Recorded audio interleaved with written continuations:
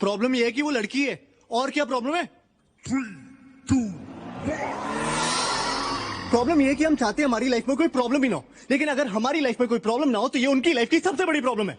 Basically हर लड़की की life में एक उम्र आती है जब उसे रियलाइज होता है कि अब उसकी लाइफ एक ड्राइवर, एक बॉडीगार्ड, एक नौकर और एक एटीएम के बिना नहीं चल सकती। और अब हर लड़की इतना सब कुछ तो अफोर्ड कर सकती नहीं ना, तो लड़कियां ढूंढती बॉयफ्रेंड, ट्रायल पे रखती, काम पर रखती, काम अच्छा लगे तो नौकरी, परमानेंट, शादी।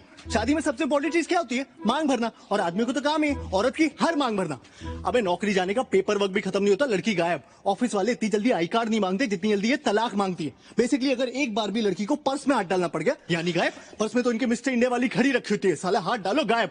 अगर सच में बिल भरना है ना तो बिल भरो। बिल भरना चाहने का नाटक मत करो, बिल के अमाउंट के हिसाब से बिल मत भरो, हर बार बिल भरो। और सुन, लड़कियां ना माँ बाप के सामने गिव अप मारने का सिर्फ नाटक करती हैं। ऐसा कभी नहीं होगा कि तुम 2 लाख कमा रहे हो और वो माँ बाप के प्रेशर में 50,000 वाले से शादी कर ले।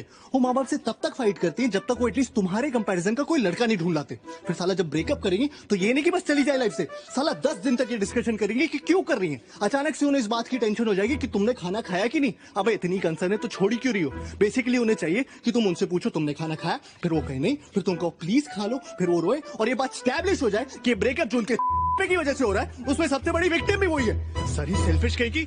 अबे तू टाइटैनिक वाली को देख ले। चल माना कि लकड़ी पे एक आदमी के फिट होने की जगह थी तो 15-15 मिनट की बारी नहीं ले सकते थे। ठीक है तुम्हें पहले चढ़ने दिया, इसका मतलब है चढ़ के सो जाओगी, मस्त में नींद पूरी करके उठी। अबे तुमने ये कैसे डिक्लेयर कर दिया कि वो मर गया? तुम डॉक्टर हो, तुमने उसकी नब्ज चेक की, तो बेहोश भी तो हो सकता था। नहीं गुड मॉर्निंग बेबी नहीं बोला मतलब मर गया, नीचे फेंक के चली गई। सोने से पहले बात करनी, उठने के बाद बात करनी। भाई दिन पूरा नहीं पड़ता क्या कि आदमी सोने से पहले 2 मिनट चैन से लेट नहीं सकता क्या? और क्या है ये टॉक मी टू स्लीप? और चलो इन्हें सुलाने के लिए मैं वो भी करने को राजी हो जाऊं, लेकिन सोते सोते रात रात में ऐसी कौन सी भयानक घटना घट जाती है कि उठने के साथ इन्हें फिर से बात करनी है। बीबी 1 घंटा हो गया तुम्हारा फोन नहीं आया। अबे आधा घंटा तो मुझे खुद को जगाने में लग जाता है। फिर आदमी हगता है, ब्रश करता है, नहाता है, शुरू हुए दिन के बारे में सोचता है। हर आदमी का फंडामेंटल राइट है हगते हुए सोचना, लेकिन ना इन्हें तुमसे तब भी बात करनी है।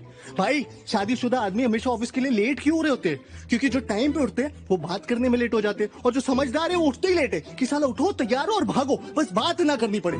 और ये सब बर्दाश्त करने के बाद इनका सबसे बड़ा ये है कि इन्हें सेक्स के बाद भी बात करनी है। अबे पागल हो क्या? सेक्स सेक्स इसलिए क्योंकि इट्स अल्टीमेट। क्लाइमैक्स को क्लाइमैक्स क्यों बोलते हैं? क्योंकि उसके बाद पिक्चर खत्म। मीठा खाने के बाद कोई सूप पीता है क्या?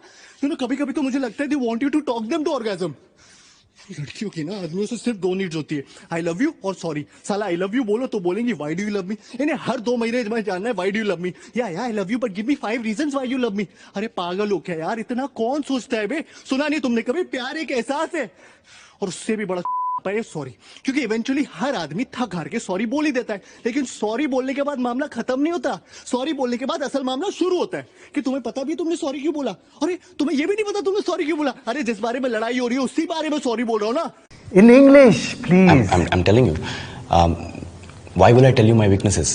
मैं आपको अपने स्ट्रेंथ वीकनेस के नाम पे बताऊंगा। जैसे English. I am a perfectionist, मैं वर्कोहॉलिक हूँ, मैं इनोसेंट। इंग्लिश। बैंक क्या लौड़े, क्या इंग्लिश इंग्लिश इंग्लिश लगा रखा है बे? 4 साल का था मैं जब मेरे पापा जबलपुर में किसी हलवाई के यहां काम करते थे। खुद तो कभी स्कूल गए नहीं, इसलिए अपनी गांड घिस घिस के मुझको स्कूल में भर्ती करवाया। अब कहने के लिए तो वो इंग्लिश मीडियम स्कूल था, लेकिन साले हमारे टीचर लोग खुद हिंदी में बात करते थे। हमारे स्कूल के लड़के एक दूसरे से यो व्हाट्स अप डॉग ऐसे बात नहीं करते हैं। क्या भौंक रहा है तेरा लंडा आजकल है? ऐसे गले मिलते हैं। किसी तरह रट्टा मार मार के 10th तक पहुंचे तो पता चला कि जिंदगी में सफल होने के लिए एक ही तरीका है और वो है इंजीनियरिंग। सब यही कहते थे, माँ बाप, टीचर लोग, गली का वॉचमैन भी हमसे पूछता था, और भैया कैसी चल रही है आपकी तैयारी? भग बेंचो, तुमको क्या करना है? इसलिए हमारे स्कूल के बच्चे हम सब पहुंच गए बकरों की तरह, मैं IIT, मैं NIT। अरे जिस बच्चे ने अपने बाप को जलेबी तलते देखा है वो तो यही सोचेगा ना कि जिंदगी में पैसा ही सब कुछ है।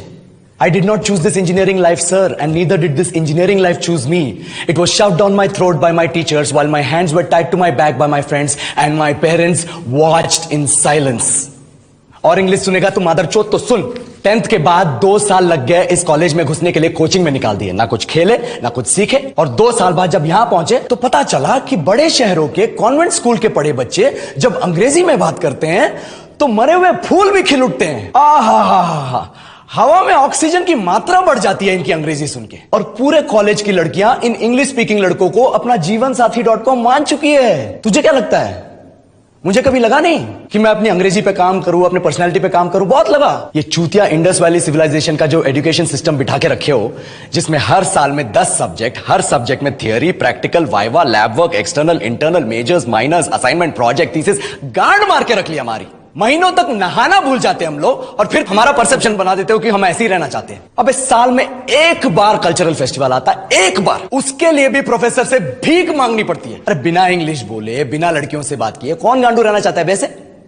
पर टाइम कहां है कुछ सीखने के लिए? लगे पड़े हैं कोडिंग सीखने, 3-3 लैंग्वेज सीख रहे हैं, अलग अलग इंग्लिश छोड़ के। लेकिन जब प्लेसमेंट्स की बात आई तो सबको एप्टीट्यूड चाहिए, पर्सनैलिटी चाहिए, इंग्लिश स्पीकिंग चाहिए। It is not that we can not speak English sir, we are just very conscious of our diction and our pronunciation and we are not confident to speak in front of anyone else. If the curriculum was a little bit diverse, if the engineering colleges in our country focused on our all round development instead of functioning like a goddamn factory that is just mass producing robots by killing their dreams and handing out degrees, I would not be sitting here in this pointless HR interview, the likes of which exist only in our country. ये लो sir, बोल दिया मैंने 4 और line अंग्रेजी में। अब बताइए, क्या मैं आपके मल्टीनेशनल कंपनी के लायक हूं? Do I have the potential to be a slave of your esteemed